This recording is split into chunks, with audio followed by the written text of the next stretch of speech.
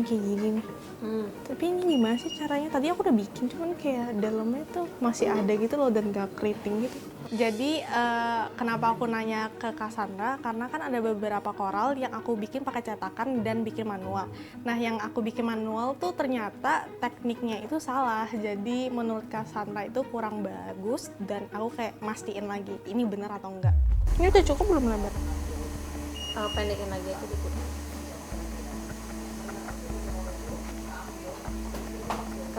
Kamu lipat gitu kayak bikin kipas Gini. terus nanti ujungnya kamu kuncukin, ditarik ke bawah. Berarti kayak gini nih? Iya kayak gitu, tapi motionnya bikin ujung-ujungnya nanti dibikin jadi satu gitu. Tadi tuh aku sempat bantu Sabrina pas bikin koral karena jadi dia tuh bingung gimana motongnya, harus kotak kah atau persegi panjang kah. Harus aku kasih tahu, akhirnya kita bikin persegi panjang, terus potongnya itu jangan terlalu tinggi, jadi bisa bikin koral itu pendek-pendek aja, hasilnya nggak terlalu besar.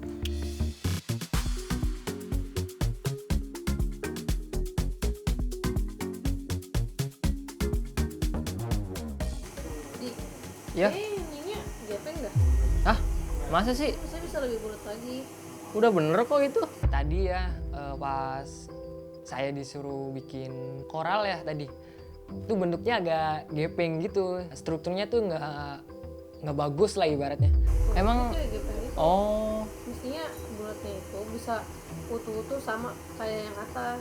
Tapi ini kan gepeng ya. Itu dicetak lagi.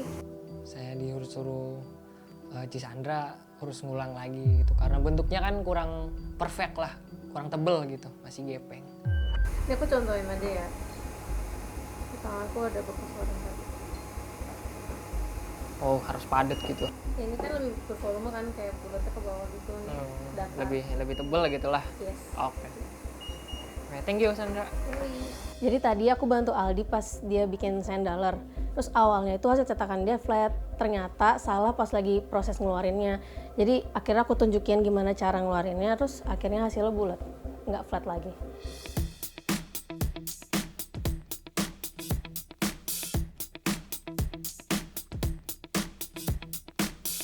Rio, Woi, karaktermu udah lengkap belum? udah sih harusnya udah semua. Udah 5. Ini minta 5 doang kan? Ada lagi? Iya. Punya aku belum ekornya nih. Dia mau dicat lagi nggak warnanya? Apa gini aja? Ini warnanya udah pas. Dia kan yang kuning udah ada. Tapi bikin lagi nggak apa-apa, nggak perlu. Iya, nggak apa-apa. Berarti tinggal cover doang ya? Cover sama nama. Gak kerasa juga ternyata udah secepat itu yang kita buat, figurnya udah hampir selesai dan tinggal finishing dan selesai dalam waktu yang lumayan cepat.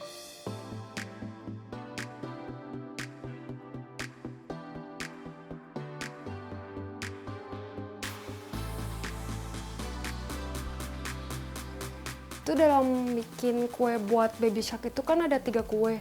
Itu semuanya kan bentuk batu. Kita membentuk jadi batu. Setiap orang kan punya pemikiran batu tuh berbeda-beda. Jadi kita harus samain sama pemikiran dari Ciming dan customer.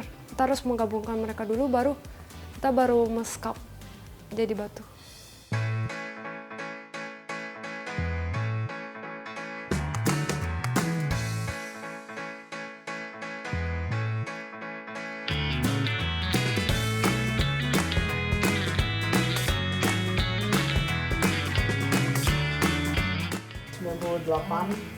Sampai 99 sampai 100 itu kan nggak naik-naik ya. Ini udah masuk masa plateau stage. Tadi kan kita masukin air ke dalam si isomaltnya. Nah ini adalah kondisi di mana si airnya lagi mau dibuang semua. Nah, kan? Kalau kita nggak pakai air, gosong. Makanya kita masih butuh air buat ngecairin dulu. Terus pelan-pelan sekarang dia punya airnya dibuang. Makanya dia punya ini di angka 95 sampai 100 tuh lama banget naiknya. Tapi ntar bakalan naik sendiri deh. Iya. Lebih lama, terus ntar hati-hati kalau udah nyampe 100 itu lewatin dia tahap 105 derajat aja udah langsung lebih cepet naiknya. Terus lu juga mesti hati-hati kalau misalnya bikin isomaltnya sedikit, ngerebusnya lebih sebentar. Kayak 1 cup gitu kan ya. Iya. Tapi derajatnya sama kan 170? 170. Jadi memang untuk pengolahan isomalt itu harus dipanasin sampai suhu 170 derajat. Tapi biasanya kalau tidak dipanasin sampai 170 derajat, dia tidak akan bisa sekokoh itu. Jadi teksturnya berbeda. Tapi karet ini nggak akan meleleh deh. Silikon tahan sampai 200 derajat lebih seperti si itu. Terus nggak meleleh. Jadi memang silikon itu banyak dipakai untuk baking. Western people mereka banyak invest di peralatan. Jadi silikon-silikon itu semua pada silikon-silikon yang super aman untuk makanan. Terus yes, mereka bisa dipakai untuk dipanggang, mereka tahan sampai 200 derajat lebih. Kita mau bikin beberapa warna ya. Jadi kan ini sekalian masak aja biar cepat karena kan tadi lu lihat sini kan masaknya lama. Lu bikin yang gampang aja, lu ambil pakai sendok, tuang ke dalam sampai dia full.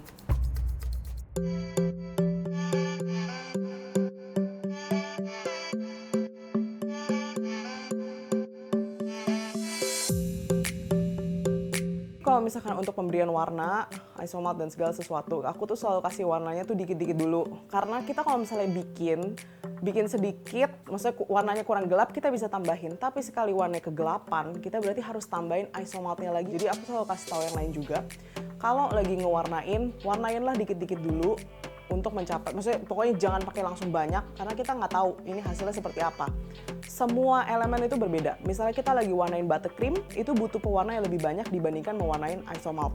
Ngewarnain coklat, pewarnanya juga nggak sebanyak warnain makaron. Jadi makanya kayak I told everyone, setiap kali kalau warnain mulai dari dikit-dikit aja. Jadi kita tahu kita butuhnya seberapa, tambahin aja terus sampai pas. Gue lagi mikir sih warnanya tuh bagusnya gimana ya. Terus kayak, ini kan warna ungunya udah lumayan nih.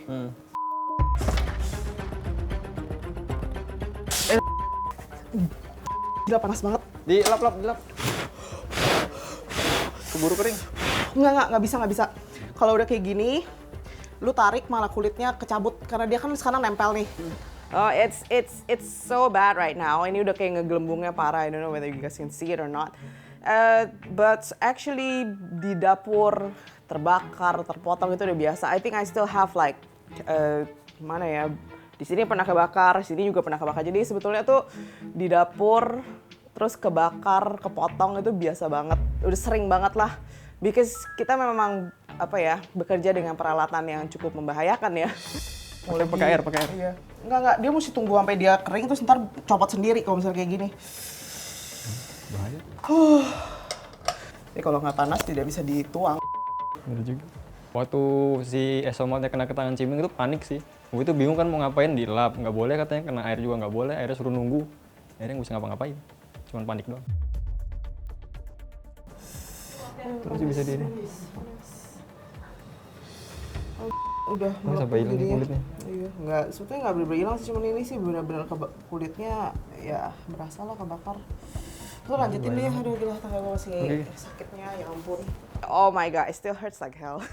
Tadi bener-bener sampai masih kaget banget kayak, aku udah mikir, aku udah ingetin, hati-hati ya. Malah ngasih tau Rio suruh hati-hati, aku yang malah teredor banget. Rio, lu nggak boleh panasin pakai api gede, mesti pakai api kecil. Karena gosong tuh lu lihat. Karena kan lu kan mau panasin di bawah doang kan. Terus udah gitu, kalau misalkan kayak tadi membesar, pinggirannya semua juga panas. Oh. Jadi ini dimatiin aja? Udah, aduk yang rata dulu. Kalau misalnya belum itu baru lu tambahin lagi. Oke. Udah. Ya, tuh lu lihat, udah mulai agak coklat kan. Nah, itu karena itu agak gosong. Iya, tadi kan si Ciming sempat bilang kalau bikin panasin isomalt kan harus pakai api yang kecil. Cuman karena aku kan belum pernah pakai kompor itu juga ya, jadi agak susah ngaturnya. Akhirnya tadi apinya kegedean, akhirnya gosong si isomaltnya.